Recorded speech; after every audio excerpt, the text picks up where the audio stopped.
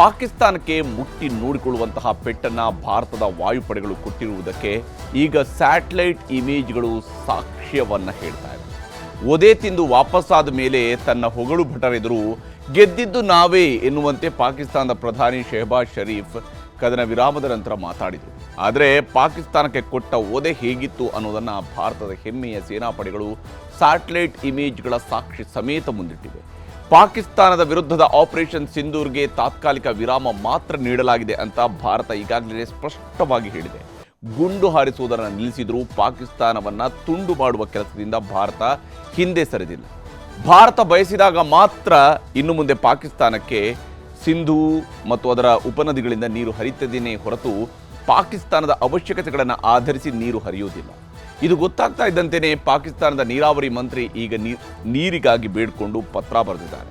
ಪಾಕಿಸ್ತಾನ ಈಗಲೂ ಕೂಡ ಉಗ್ರರನ್ನು ಭಾರತದೊಳಗಡೆ ನುಗ್ಗಿಸುವ ಪ್ರಯತ್ನವನ್ನು ಮಾಡ್ತಾನೇ ಇದೆ. ಅಂಥವರಲ್ಲಿ 3 ಭಾರತದ ಸೇನಾಪಡೆಗಳು ಶೋಪಿಯಾನ್ನಲ್ಲಿ ಹೊಡೆದು ಹಾಕಿರುವಂಥದ್ದು. ಆದರೆ ಅವರು ದಿನಸಿ ಖರೀದಿಸೋದಕ್ಕೆ ಮಾಡಿಟ್ಟಿದ್ದಂತಹ ಚೀಟಿಯನ್ನು ನೋಡಿದ್ರೇ ಕನಿಷ್ಠ 3-4 ತಿಂಗಳು ಠಿಕಾಣಿ ಹೂಡೋದಕ್ಕೆ ಬಂದಂಗೆ ಕಾಣ್ತಾ ಇತ್ತು. ಮಾವನ ಮನೆಯಲ್ಲಿ ನೆಮ್ಮದಿಯಾಗಿರೋಣ ಎಂಬಂತೆ ಬಂದಿದ್ದ ಉಗ್ರರನ್ನು ಭಾರತದ ಸೇನಾಪಡೆಗಳು ಹೊಡೆದು ನೆರಕಕ್ಕೆ ಕಟ್ಟಿವೆ. ಮತ್ತೊಂದೆಡೆ ಭಾರತದ ಸ್ವದೇಶಿ ನಿರ್ಮಿತ ಶಸ್ತ್ರಾಸ್ತ್ರಗಳು ಈಗ ದೇಶದ ರಕ್ಷಣಾ ವ್ಯವಸ್ಥೆಗೆ ಹೊಸ ಶಕ್ತಿಯನ್ನು ತುಂಬುತ್ತಾ ಇವೆ. ಭಾರ್ಗವಾಸ್ತ್ರದ ಪರೀಕ್ಷೆಯನ್ನು ನಡೆಸಲಾಗಿದೆ. ಆಕಾಶ್ ತೀರ್ ವ್ಯವಸ್ಥೆ ಭಾರತದ ಸ್ವದೇಶಿ ಐರನ್ ಡೋಮ್ ರೀತಿಯಲ್ಲಿ ಕಾರ್ಯನಿರ್ವಹಿಸ್ತಾ ಇದೆ. ಇದೆಲ್ಲದರ ಬಗ್ಗೆಯೂ ಕೂಡ ಇವತ್ತಿನ ಪಂಚಾಯಿತಿಯಲ್ಲಿ ನಿಮಗೆ ಮಾಹಿತಿಯನ್ನು ನೀಡ್ತೀನಿ. ಮೊದಲಿಗೆ ಭಾರತ ಹೇಗೆ ಪಾಕಿಸ್ತಾನ ಮತ್ತು ಅದರ ಉಗ್ರರನ್ನು ಮಟ್ಟ ಹಾಕುವಂತಹ ಕೆಲಸವನ್ನು ಮಾಡ್ತಾ ಇದೆ ಅನ್ನೋದ್ರ ಬಗ್ಗೆ ಒಂದು ವರದಿಯನ್ನು ನಿಮಗೆ ತೋರಿಸ್ತೀನಿ. ಈ ವರದಿಯ ಮೂಲಕವಾಗಿ ಅದನ್ನು ವಿವರಿಸುವಂತಹ ಪ್ರಯತ್ನವನ್ನು ಮಾಡಿ.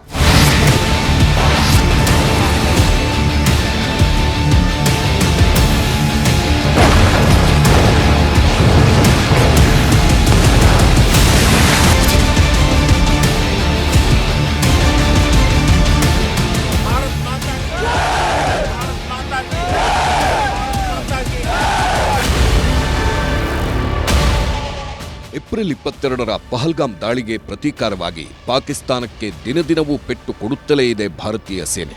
ಗಡಿಯಾಚೆ ನುಗ್ಗಿ ಪಾಕಿಸ್ತಾನದ ಏರ್ಬೇಸ್ಗಳನ್ನು ನಾಶ ಮಾಡಿ ಬಂದಿರುವ ಭಾರತ ವಾಯುಸೇನೆಯ ಸಾಧನೆ ಈಗ ಜಗತ್ತಿನ ಮೆಚ್ಚುಗೆ ಗಳಿಸಿದೆ. ಇದರ ನಡುವೆಯೇ ಪ್ರಧಾನಿ ಮೋದಿ ಸಂಪುಟ ಭದ್ರತಾ ಸಮಿತಿ ಸದಸ್ಯರೊಂದಿಗೆ ಸಭೆ ಮಾಡಿ ಆಪರೇಷನ್ ಸಿಂಧೂರ್ ಬಗ್ಗೆ ಮಾಹಿತಿ ಪಡೆದರು. ಅದಾದ ಬಳಿಕ ಹಣಕಾಸು, ಗೃಹ, ವಿದೇಶಾಂಗ, ರಕ್ಷಣಾ ಸಚಿವರೊಂದಿಗೆ ಪ್ರತ್ಯೇಕ ಮಾತುಕತೆ ಮಾಡಿದ್ರು. ಎಲ್ಲ ಸಭೆಗಳ ಮಾಹಿತಿ ಪಡೆದ ನಂತರ ಸಚಿವ ಸಂಪುಟ ಸಭೆ ನಡೆಸಿದ್ರು. ಸಂಪುಟ ಸಭೆಯಲ್ಲೂ ಕೂಡ ಆಪರೇಷನ್ ಸಿಂಧೂರ್ಗೆ ಶ್ಲಾಘನೆ ವ್ಯಕ್ತವಾಯಿತು. ऑपरेशन सिंदूर एक बहुत ही भारत की एक अस्मिता, भारत के हमारे आर्म्ड फोर्सेस का जो रोल रहा है और जो एक डिसाइसिव लीडरशिप रही है और एक जो नई डॉक्ट्रिन बनी है उसका एक बहुत बड़ा एग्जाम्पल है. उसके ऊपर कई प्रेस ब्रीफिंग्स यहाँ पे हो चुकी है. मैं उसके डिटेल्स में नहीं जाऊंगा, लेकिन वाकई ये देश के लिए एक सराहनीय चीज. ಇದರ ನಡುವೆಯೇ ರಕ್ಷಣಾ ಪಡೆಗಳ ಮುಖ್ಯಸ್ಥರು ಹಾಗೂ 3 ಸೇನಾಪಡೆಗಳ ಮುಖ್ಯಸ್ಥರು ರಾಷ್ಟ್ರಪತಿಯವರನ್ನ ಭೇಟಿ ಮಾಡಿ ಚರ್ಚಿಸಿದ್ದಾರೆ. ಆಪರೇಷನ್ ಸಿಂಧೂರ್ ಹಾಗೂ ಈಗಿನ ಸೀಸ್ ಫೈರ್ ನಡುವೆಯೇ ಮುಂದಿನ ತಯಾರಿಗಳ ಬಗ್ಗೆ ಮಾಹಿತಿ ಹಂಚಿಕೊಂಡರು. ಸೇನೆಗಳು ನಡೆಸಿರುವ ಕಾರ್ಯಾಚರಣೆಗೆ ಮೆಚ್ಚುಗೆ ವ್ಯಕ್ತಪಡಿಸಿರುವ ದ್ರೌಪದಿ ಮುರ್ಮು ಸೇನಾಧಿಕಾರಿಗಳನ್ನ ಹುರಿದುಂಬಿಸಿದ್ರು. ನವದೆಹಲಿಯಲ್ಲಿ ಹೀಗೆ ಮಹತ್ವದ ಸಭೆಗಳು ನಡೆಯುತ್ತಿದ್ದಾಗಲೇ ಗಡಿಯಲ್ಲಿ ಆಕ್ಷನ್ಗೆ ಇಳಿದಿದೆ ಭಾರತೀಯ ಸೇನೆ. ಲಷ್ಕರ್ ಸಂಘಟನೆಯ 3 ಉಗ್ರರನ್ನ ಹೊಡೆದುರುಳಿಸಿರುವ ಸೇನೆ ಆ ಎಲ್ಲ ಉಗ್ರರ ಮನೆಯಲ್ಲಿದ್ದ ಅಪಾರ ಪ್ರಮಾಣದ ಶಸ್ತ್ರಾಸ್ತ್ರಗಳನ್ನ ವಶಪಡಿಸಿಕೊಂಡಿದೆ. AK-47 ರೈಫಲ್ಸ್, ಮ್ಯಾಗಜಿನ್ಗಳು, ಜೀವಂತ ಗುಂಡುಗಳು, ಎಲೆಕ್ಟ್ರಿಕ್ ಡಿವೈಸ್, ಹ್ಯಾಂಡ್ ಗ್ರೆನೇಡ್, ಭಾರತದ ಕರೆನ್ಸಿ, ನಕಲಿ ID, timer, bag, Aadhaar card, purse ವಶಪಡಿಸಿಕೊಂಡಿದ್ದಾರೆ. ಹಾಗೆಯೇ ಅವರು ಸಂಗ್ರಹಿಸಿಡಲು ಮುಂದಾಗಿದ್ದ ಆಹಾರ ಸಾಮಗ್ರಿ ಲಿಸ್ಟ್ ಕೂಡ ಸೇನೆಗೆ ಸಿಕ್ಕಿದೆ. 40 ಕೆಜಿ ಅಕ್ಕಿ, 20 ಕೆಜಿ ಗೋಧಿ ಹಿಟ್ಟು, 3 ಕೆಜಿ ತುಪ್ಪ, 30 ಕೆಜಿ ಸಕ್ಕರೆ, 3 ಕೆಜಿ ರವೆ, 3 ಲೀಟರ್ ಅಡುಗೆ ಎಣ್ಣೆ. ಈ ಲಿಸ್ಟ್ನಲ್ಲಿರುವ ಐಟಂಗಳನ್ನು ನೋಡಿದ್ರೆ ಇನ್ನೂ 3-4 ತಿಂಗಳ ಕಾಲ ಹೊಂಚು ಹಾಕಿ ಕೂರಲು ಇವರು ತಯಾರಿ ಮಾಡಿಕೊಂಡಿದ್ರ ಎಂಬ ದಟ್ಟವಾದ ಅನುಮಾನ ಎದ್ದಿದೆ. ಈ ಮಧ್ಯೆ ಪಾಕಿಸ್ತಾನದ ಏರ್ಬೇಸ್ಗಳನ್ನು ನಾಶ ಮಾಡಿರುವ ಭಾರತೀಯ ಸೇನೆ ತನ್ನ ಯಶಸ್ವಿ ಕಾರ್ಯಾಚರಣೆಗೆ ಪೂರಕವಾದ ಸ್ಯಾಟಲೈಟ್ ಆಧಾರಿತ ಚಿತ್ರಗಳನ್ನೇ ಬಿಡುಗಡೆ ಮಾಡುವುದರ ಮೂಲಕ ಶತ್ರು ದೇಶದ ವಾಯುನೆಲೆಗಳನ್ನು ಹೇಗೆ ಧ್ವಂಸ ಮಾಡಲಾಗಿದೆ ಎನ್ನುವುದನ್ನು ಜಗಜ್ಜಾಹೀರು ಮಾಡಿದೆ. ರಾವಲ್ಪಿಂಡಿಯ ನೂರ್ Khan airbase Sukur airbase, ಬೋಲಾರಿ airbase, PAF Shahbaz airbase ಹಾಗೂ ಸರ್ಗೋದಾ ಏರ್ಫೀಲ್ಡ್ನ ಇಮೇಜ್ಗಳನ್ನು ರಿಲೀಸ್ ಮಾಡಿದೆ. ಇಷ್ಟು ದಿನ ಭಾರತದ ಏರ್ಬೇಸ್ ಮೇಲೆ ದಾಳಿ ಮಾಡಿದ್ದೇವೆ ಎಂದು ಸುಳ್ಳು ಹೇಳಿಕೊಂಡು ಮೆರೆಯುತ್ತಿದ್ದ ಪಾಕಿಸ್ತಾನಕ್ಕೆ ಅದರದ್ದೇ ನೆಲಕ್ಕೆ ನುಗ್ಗಿ ಹೇಗೆ ಧ್ವಂಸ ಮಾಡಲಾಗಿದೆ ಎಂಬುದನ್ನು ಸಾಕ್ಷಿ ಸಮೇತ ಉತ್ತರ ಕೊಟ್ಟಿದೆ ಭಾರತೀಯ ಸೇನೆ. ಈ ಮಧ್ಯೆ ಜಮ್ಮು ಕಾಶ್ಮೀರದ ರಂಬನ್ ಜಿಲ್ಲೆಯಲ್ಲಿರುವ ಚನಾಬ್ ನದಿಗೆ ಕಟ್ಟಿರುವ ಬಗ್ಲಿಹಾರ್ ಡ್ಯಾಂನ ಗೇಟ್ಗಳನ್ನು ಬಂದ್ ಮಾಡಲಾಗಿದೆ. ಪಾಕಿಸ್ತಾನದತ್ತ ಹರಿಯುತ್ತಿದ್ದ ನೀರಿಗೆ ಬ್ರೇಕ್ ಹಾಕಲಾಗಿದೆ. ಅದಾಗುತ್ತಲೇ ಪಾಕಿಸ್ತಾನದ ನೀರಾವರಿ ಸಚಿವ ಭಾರತ ಸರ್ಕಾರಕ್ಕೆ ಪತ್ರ ಬರೆದಿದ್ದಾರೆ.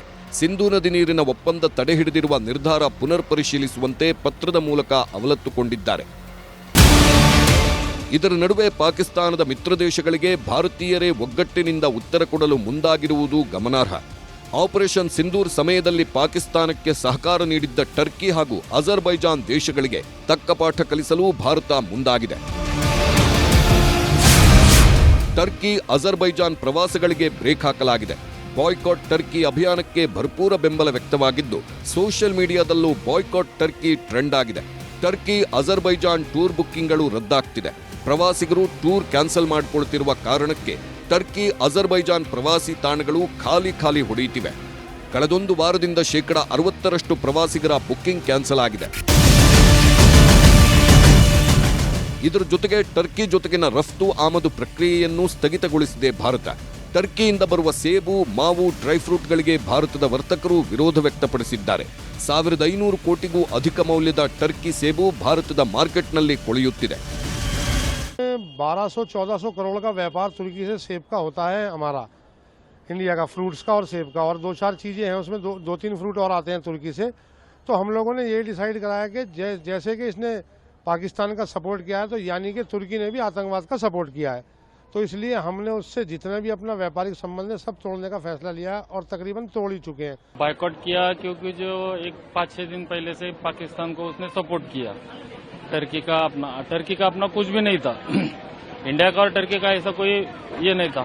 अपन इंडिया खाली टेररिज्म के खिलाफ था पाकिस्तान की तरफ, तो उसके लिए बीच में टर्की का आने का कोई मतलब नहीं था.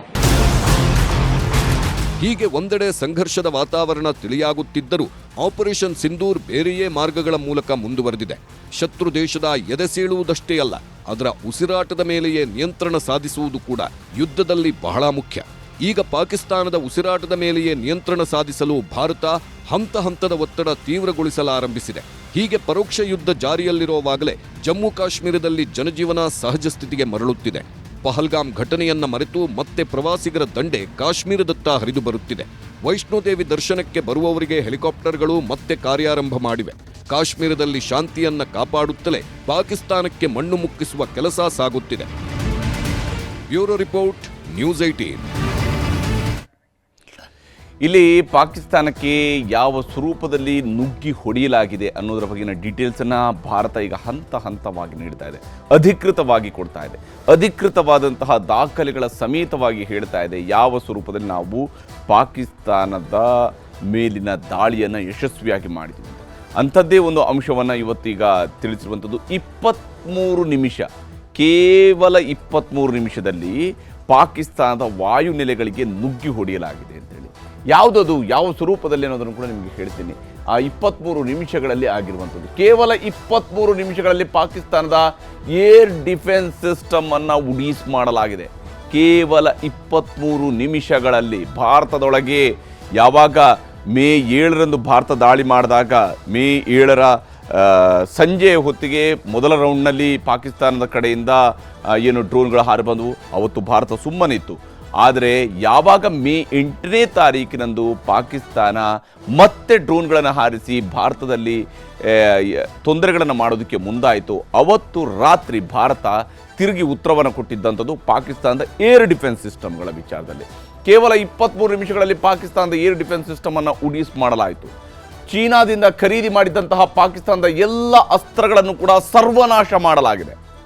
ಚೀನಾದವರ ಮೂಲಕವಾಗಿ ಚೀನಾ ಪ್ರಾಡಕ್ಟ್ಗಳ ಬೆಲೆ ಏನು, ಚೀನಾ ಪ್ರಾಡಕ್ಟ್ಗಳು ಯಾವ್ಯಾವ ವಿಚಾರಗಳಿದ್ದಾವೋ ಎಲ್ಲ ಕಡೆಯಲ್ಲೂ ಕೂಡ ಚೀನಾ ಪ್ರಾಡಕ್ಟ್ ಅಂದರೆ ಇಷ್ಟೇನೆ ಅನ್ನುವಂಥದ್ದನ್ನು ಭಾರತದ ಡಿಫೆನ್ಸ್ ಸಿಸ್ಟಮ್ ಕೂಡ ಸಾಬೀತುಪಡಿಸಿದೆ.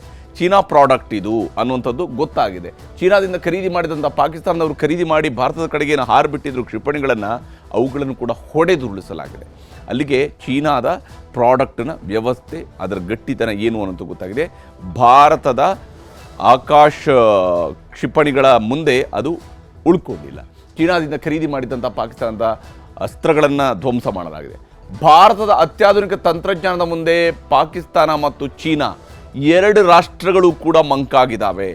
ಭಾರತದ ಅತ್ಯಾಧುನಿಕ ತಂತ್ರಜ್ಞಾನ ಭಾರತದ ಶಕ್ತಿಯನ್ನು ತೋರಿಸಿದೆ ಮತ್ತು ವಿಶೇಷವಾಗಿ ಈ ಬಾರಿ ಭಾರತ ಬಳಕೆ ಮಾಡಿಕೊಂಡಿರುವಂಥದ್ದು ಹೌದು, S-400 ಡಿಫೆನ್ಸ್ ಸಿಸ್ಟಮನ್ನು ಭಾರತ ಬಳಕೆ ಮಾಡಿಕೊಂಡಿದೆ. ಅದು ರಷ್ಯಾದಿಂದ ಖರೀದಿ ಮಾಡಿಕೊಂಡಿರ್ತಕ್ಕಂಥ, ರಷ್ಯಾದಿಂದ ಪಡ್ಕೊಂಡಿರ್ತಕ್ಕಂತಹ ತಂತ್ರಜ್ಞಾನ ಅದು. ಆದರೆ ಅದರ ಜೊತೆಗೇನೆ ಭಾರತದ ಸ್ವದೇಶಿ ತಂತ್ರಜ್ಞಾನದ ಬಳಕೆಯೂ ಕೂಡ ದೊಡ್ಡ ಮಟ್ಟದಲ್ಲಾಗಿದೆ ಮತ್ತು ಅದರ ಮೂಲಕವಾಗಿಯೇ ಪಾಕಿಸ್ತಾನದ ಡ್ರೋನ್, ಪಾಕಿಸ್ತಾನಕ್ಕೆ ಚೀನಾದವರು ಕೊಟ್ಟಂಥದ್ದು, ಟರ್ಕಿಯವರು ಕೊಟ್ಟಂಥದ್ದು, ಇವುಗಳನ್ನು ಹೊಡೆದುರುಳಿಸುವಂಥ ಕೆಲಸವನ್ನು ಭಾರತ ಮಾಡಿದೆ. ಸ್ವದೇಶಿ ನಿರ್ಮಿತ ಆಕಾಶದಿಂದ ಆಕ್ರಮಣ ಮತ್ತು ನೆಲಕ್ಕಚ್ಚಿದ ಎದುರಾಳಿಗಳ ಅಸ್ತ್ರ. ಯಾಕೆಂದರೆ ಸ್ವದೇಶಿ ನಿರ್ಮಿತ ಆಕಾಶ್ ತೀರ್ ಮೂಲಕವಾಗಿ ಭಾರತ ಆಕ್ರಮಣವನ್ನು ಮತ್ತು ಎದುರಾಳಿಗಳು ಏನೇನು ಅಸ್ತ್ರಗಳನ್ನು ಭಾರತದ ಕಡೆಗೆ ಬಿಟ್ಟರು ಅವುಗಳನ್ನೆಲ್ಲವನ್ನು ಕೂಡ ಹೊಡೆದುರುಳಿಸುವಂಥ ಕೆಲಸವನ್ನು ಭಾರತ ಮಾಡಿರುವಂಥದ್ದು. ಇದು ಬಹಳ ನಿರ್ಣಾಯಕವಾಗಿತ್ತು ಮತ್ತು ಬಹಳ ವ್ಯವಸ್ಥಿತವಾಗಿ ಪಾಕಿಸ್ತಾನವನ್ನು ಹೊಡೆದುರುಳಿಸುವಂತಹ ಕೆಲಸವನ್ನು ಭಾರತದ ಸೇನಾಪಡೆಗಳು ಮಾಡಿದ್ದಾವೆ ಅನ್ನುವಂಥದ್ರ ಬಗೆಗಿನ ಅಧಿಕೃತ ಮಾಹಿತಿಯನ್ನು ಈಗಾಗಲೇ ಭಾರತ ಸರ್ಕಾರ ಬಿಡುಗಡೆ ಮಾಡಿದೆ. ಕರಾರುವಕ್ ಗುರಿ ಮುಟ್ಟಿವೆ ಸಿಡಿದ ಎಲ್ಲ ಅಸ್ತ್ರಗಳು, ಯಾವುದು ಕೂಡ ವ್ಯರ್ಥ ಆಗಿಲ್ಲ.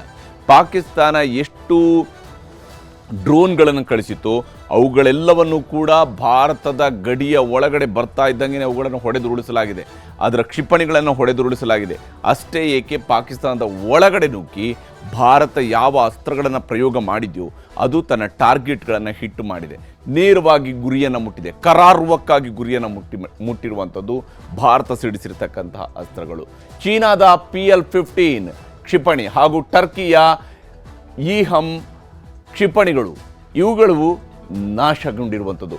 PL-15 ಕ್ಷಿಪಣಿಯನ್ನು ಚೀನಾದಿಂದ ಖರೀದಿ ಮಾಡಿಕೊಂಡಿತ್ತು ಪಾಕಿಸ್ತಾನ, ಅದನ್ನು ಭಾರತದ ಕಡೆಗೆ ಬಿಟ್ಟಿತ್ತು. ಈಹಮ್ ಕ್ಷಿಪಣಿಯನ್ನು ಟರ್ಕಿಯಿಂದ ಬಳಕೆ ಮಾಡಿಕೊಂಡಿತ್ತು, ಟರ್ಕಿಯವರ ಸಿಸ್ಟಮನ್ನು ಬಳಕೆ ಮಾಡಿಕೊಂಡಿತ್ತು ಪಾಕಿಸ್ತಾನ, ಭಾರತದ ಕಡೆಗೆ ಬಿಟ್ಟಿತ್ತು. ಆದರೆ ಅವೆರಡನ್ನೂ ಕೂಡ, ಅವುಗಳೆಲ್ಲವನ್ನೂ ಕೂಡ, ಅವು ಎಷ್ಟು ಕ್ಷಿಪಣಿಗಳನ್ನು ಬಳಕೆ ಮಾಡಿದರೋ ಅವಷ್ಟನ್ನು ಕೂಡ ಹೊಡೆದುರುಳಿಸುವುದು. ಯಾಕೆಂದರೆ ಯಾವುದೇ ರೀತಿಯಾದಂಥ ಹಾನಿ ಭಾರತದಲ್ಲಿ ಆಗಿರಲಿಲ್ಲ. ಅಲ್ಲೊಂದು ಇಲ್ಲೊಂದು ಡ್ರೋನ್ಗಳು ಮಾತ್ರ ಸ್ಫೋಟಗೊಂಡಿದ್ದಾವೆ ಬಿಟ್ಟರೆ ಬೇರೆನೇನನ್ನು ಕೂಡ ಮಾಡಿಸೋದಕ್ಕೆ ಸಾಧ್ಯ ಆಗಿಲ್ಲ. ನಾಗರಿಕರ ಮನೆಗಳ ಮೇಲೆ ಬಿದ್ದಿರುವಂತಹ ಡ್ರೋನ್ಗಳು ಮಾತ್ರ ಸ್ಫೋಟಿಸಿದಾವೆ ಹೊರತು ಸೇನಾ ನೆಲೆಗಳ ಮೇಲೆ ಅವರಿಗೆ ಡ್ರೋನ್ ಸ್ಫೋಟಿಸೋದಕ್ಕೂ ಕೂಡ ಸಾಧ್ಯ ಆಗಲಿಲ್ಲ ಪಾಕಿಸ್ತಾನಕ್ಕೆ. ಆ ಸ್ವರೂಪದಲ್ಲಿ ಭಾರತದ ಡಿಫೆನ್ಸ್ ಸಿಸ್ಟಮ್ ಈ ಬಾರಿ ಕೆಲಸ ಮಾಡಿರುವಂಥದ್ದು. ಇಸ್ರೋ, ಡ್ರೋನ್ ಫೆಡರೇಷನ್ ಆಫ್ ಇಂಡಿಯಾದ ಸಹಕಾರದಿಂದ ಇವೆಲ್ಲವೂ ಕೂಡ ಸಾಧ್ಯ ಆಗಿದೆ ಅಂತ ಹೇಳಿ ಭಾರತ ಸರ್ಕಾರ ಹೇಳಿದೆ. ಇಸ್ರೋ, ಯಾಕೆಂದರೆ ಇಸ್ರೋದ ತಂತ್ರಜ್ಞಾನದ ಮೂಲಕವಾಗಿಯೇ, ಇಸ್ರೋದ ಸ್ಯಾಟಲೈಟ್ ಮಾಹಿತಿಗಳ ಮೂಲಕವಾಗಿಯೇ ಭಾರತ ಪ್ರತಿಯೊಂದನ್ನು ಕೂಡ ಟ್ರ್ಯಾಕ್ ಮಾಡುವಂತಹ ಕೆಲಸವನ್ನು ಮಾಡಿತು. ಪ್ರತಿ ಒಂದು ಮೂಮೆಂಟನ್ನು ಕೂಡ, ಶತ್ರು ನೆಲೆಯಿಂದ ಆಗ್ತಾ ಇದ್ದಂಥ ಪ್ರತಿ ಚಲನವಲನವನ್ನು ಕೂಡ ಮಾನಿಟರ್ ಮಾಡಿ ಅದರ ಮೂಲಕವಾಗಿ ಕೌಂಟರ್ ಅಟ್ಯಾಕ್ ಮಾಡ್ತಕ್ಕಂಥದ್ದಕ್ಕೆ ಅದಕ್ಕೆ ಡ್ರೋನ್ ಫೆಡರೇಷನ್ ಆಫ್ ಇಂಡಿಯಾದವರು ಕೂಡ ಅವರ ನಿರ್ಮಿತವಾಗಿರ್ತಕ್ಕಂತಹ ಡ್ರೋನ್ಗಳು, ಭಾರತದ ಡ್ರೋನ್ಗಳೇನಿದ್ದಾವೆ ಅವು ಪಾಕಿಸ್ತಾನದ ನೆಲೆಗಳ ಒಳಗಡೆ ಹೋಗಿ ಸ್ಫೋಟಿಸುವಂತಹ ಕೆಲಸವನ್ನು, ಸೂಸೈಡ್ ಬಾಂಬರ್ಗಳ ರೀತಿಯಲ್ಲಿ ಕೆಲಸ ಮಾಡುವಂತಹ ಕೆಲಸವನ್ನು ಭಾರತದ ಡ್ರೋನ್ಗಳು ಮಾಡಿದ್ದಾವೆ. ಇದು ಬಹಳ ಮುಖ್ಯವಾಗಿ ಭಾರತ ಕೇವಲ 23 ನಿಮಿಷಗಳ ಅಂತರದಲ್ಲಿ ಪಾಕಿಸ್ತಾನದ ಏರ್ ಡಿಫೆನ್ಸ್ ಸಿಸ್ಟಮನ್ನು, ಲಾಹೋರ್ನಲ್ಲಿ ಏರ್ ಡಿಫೆನ್ಸ್ ಸಿಸ್ಟಮನ್ನು ಮೊದಲಿಗೆ ಉಡಾಯಿಸಲಾಯಿತು. ಅದಾದ ನಂತರ ಪಾಕಿಸ್ತಾನದ ಬೇರೆ ಬೇರೆ ನೆಲೆಗಳ ಮೇಲೆ ದಾಳಿ ನಡೆಸುವಂತಹ ಕೆಲಸವನ್ನು ಭಾರತ ಮಾಡಿತು ಮತ್ತು ಭಾರತ ಮಾಡಿರುವಂತಹ ನಿಖರ ದಾಳಿಗಳಲ್ಲಿ ಭಾರತ ಅತ್ಯಂತ ಯಶಸ್ವಿಯಾಗಿ ತನ್ನ ಗುರಿಯನ್ನು ಸಾಧಿಸುವಲ್ಲೂ ಕೂಡ ಯಶಸ್ಸನ್ನು ಕಂಡಿರುವಂಥದ್ದು. ಹಾಗೆಯೇ ಭಾರತ ಇಲ್ಲಿಗೆ ನಿಂತಿಲ್ಲ. ಯಾಕೆಂದರೆ ಒಂದು ಹಂತದ ಗೆಲುವನ್ನು ಭಾರತ ಈಗಾಗಲೇ ಸಾಧಿಸಿದೆ. ಭಾರತದ ಸೇನಾಪಡೆಗಳು ತಮ್ಮ ಗೆಲುವನ್ನು ದಾಖಲಿಸಿಕೊಂಡಿರುವಂಥದ್ದು. ಪಾಕಿಸ್ತಾನಕ್ಕೆ ಮಣ್ಣು ಮುಕ್ಕಿಸುವಂಥ ಕೆಲಸವನ್ನು ಮಾಡಲಾಗಿದೆ. ಆದರೆ ಇಲ್ಲಿಗೆ ನಿಲ್ಲುತ್ತಾ ಇಲ್ಲ, ಇದರ ಮುಂದಕ್ಕೂ ಕೂಡ ಇದ್ದೇ ಇದೆ. ಹೀಗಾಗಿ ಹೊಸ ಪ್ರಯೋಗಗಳು ಭಾರತದಲ್ಲಿ ಆಗ್ತಾ ಇದ್ದಾವೆ. ಶಸ್ತ್ರಾಸ್ತ್ರಗಳ ಪ್ರಯೋಗಗಳು ಕೂಡ ಆಗ್ತಾ ಇದ್ದಾವೆ. ಭಾರ್ಗವಾಸ್ತ್ರ, ಇದು ಭಾರತದ ಸೇನಾಪಡೆಗಳ ಬತ್ತಳಿಕೆಯನ್ನು ಸೇರೋದಕ್ಕೆ ತಯಾರಾಗಿ ನಿಂತಿದೆ. ಅದರ ಯಶಸ್ವಿ ಪ್ರಯೋಗ ಇವತ್ತು ನಡೆದಿರುವಂಥದ್ದು. ಹಾಗೆಯೇ ಆಕಾಶ್ ತೀರ್ ಯಾವ ಸ್ವರೂಪದಲ್ಲಿ ಪಾಕಿಸ್ತಾನದ ಡ್ರೋನ್ಗಳನ್ನು ಹೊಡೆದುರುಳಿಸುವಲ್ಲಿ ಯಶಸ್ವಿಯಾಗಿದೆಯಲ್ಲ, ಅದು ಭಾರತದ ಸ್ವದೇಶಿ ನಿರ್ಮಿತ